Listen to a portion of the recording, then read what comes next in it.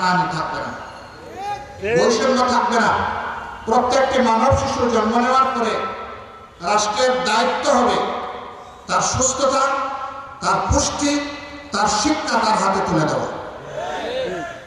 যাদের পারিবারিক সামর্থ্য আছে পরিবার দেখবে, যাদের সামর্থ্য নাই রাষ্ট্রকে তার দায়িত্ব নিতে হবে। আমরা চাই না মায়ের আর একটি সন্তান অনাদরে অবহেলায় সে পথ শিশু অথবা ড্রপ চাইল্ড হোক, এটা আমরা চাই না। সরকারকে দায়িত্ব নিতে হবে। আগামীতে যে সরকার কায়েম হবে, আমরা চাই এমন একটি বাংলাদেশ, যে বাংলাদেশে জাতির যে মেরুদণ্ড শিক্ষা হবে, নৈতিকতার উপর ভিত্তি করে গড়ে তোলা হবে। শিক্ষা মানুষকে মানুষ হতে শেখাবে।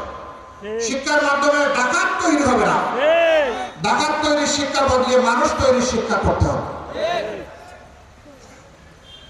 আমাদের শিশুরা, আমাদের সন্তানেরা শিক্ষার পাঠ চুকিয়ে যখন প্রতিষ্ঠান থেকে বের হবে, তখন এক টুকরা বেহুদা কাগজ নিয়ে সার্টিফিকেট নিয়ে বের হবে না, বরঞ্চ কাগজের সাথে সাথে হাতের মধ্যে কাজ নিয়ে তারা সেখান থেকে বের হবে ইনশাআল্লাহ।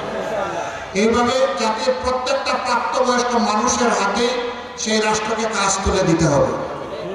আমরা এমন একটি জাতি চাই, দেশ চাই, যেখানে অফিস, আদালত, কোর্ট, কাছারিতে কোনো ঘুষের বাণিজ্য আর চলবে না, যেখানে কোনো চাঁদাবাজ আর হাত বাড়াবে না,